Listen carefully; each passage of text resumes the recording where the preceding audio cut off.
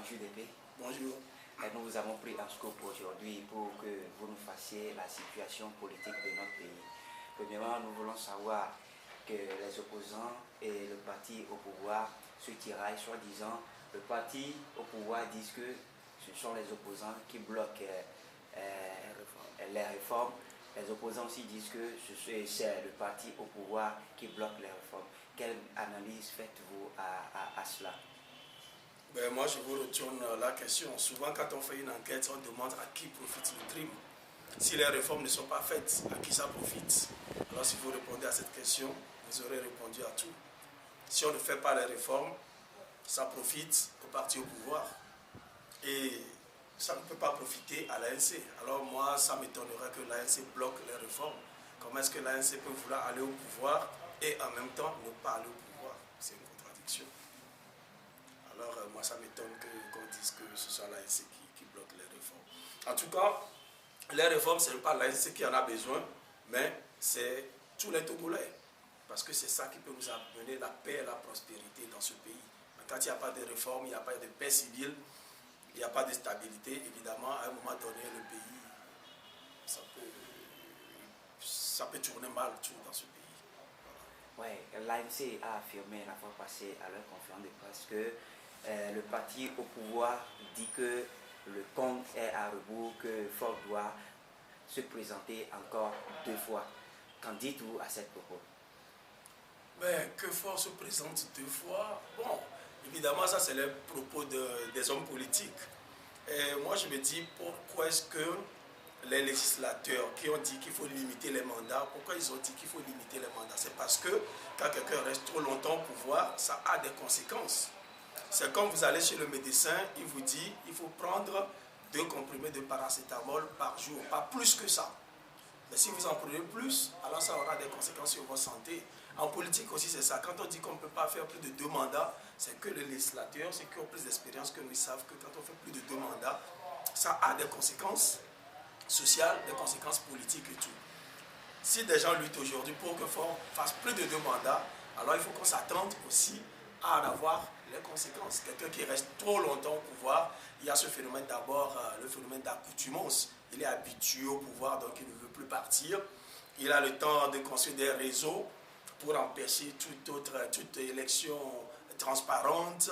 Il y a aussi le phénomène d'usure du pouvoir. Quand vous restez trop longtemps, à la fin, on fait de la paresse et tout. Non.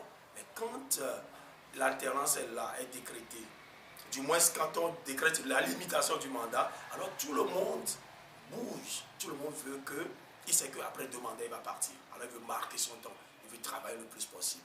Et celui qui est derrière lui, qui attend aussi de venir au pouvoir, il se prépare. Il sait qu'il viendra faire aussi ses preuves pendant 10 ans et repartir.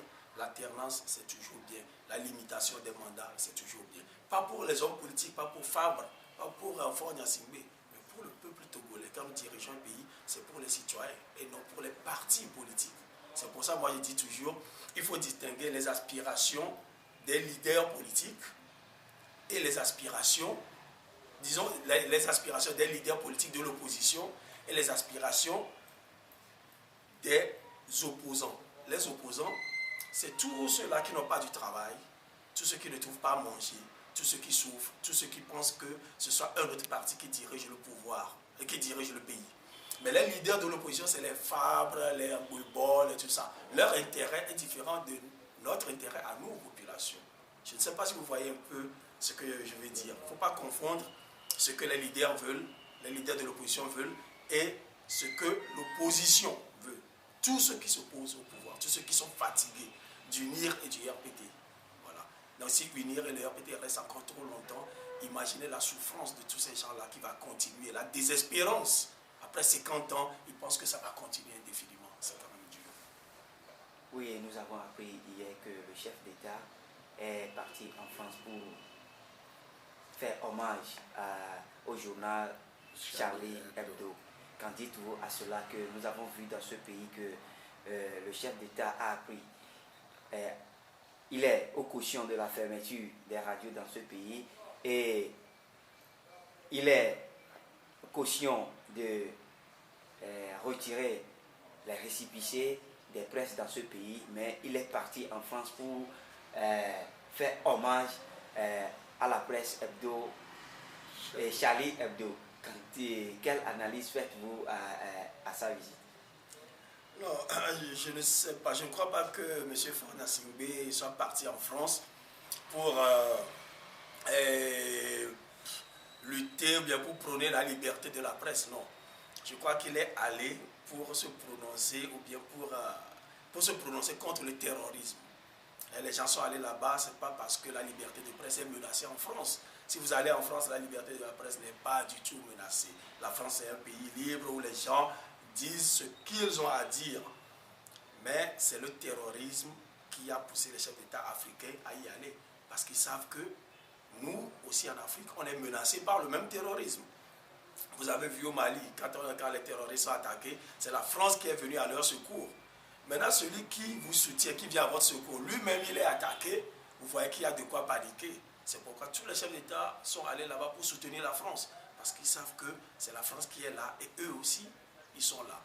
Si on arrive à détruire la France, alors vous imaginez, les islamistes, les djihadistes, en moins de 2 semaines, en moins de 2 mois, ils vont conquérir toute l'Afrique, évidemment. Donc c'est pour ça que les gens, M. Faure Gnassingbé est allé. Alors moi je ne dis pas qu'il est allé pour prôner quelques libertés d'expression ou bien liberté de presse en France, mais c'est surtout pour soutenir François Hollande et la France dans leur lutte contre le terrorisme. Une autre fois, il peut aller pour parler de liberté de la presse, mais pour cette fois-ci, c'est le terrorisme qui leur a fait peur et ils sont allés. Il faut dissocier les deux choses. Merci beaucoup. C'est moi qui vous remercie.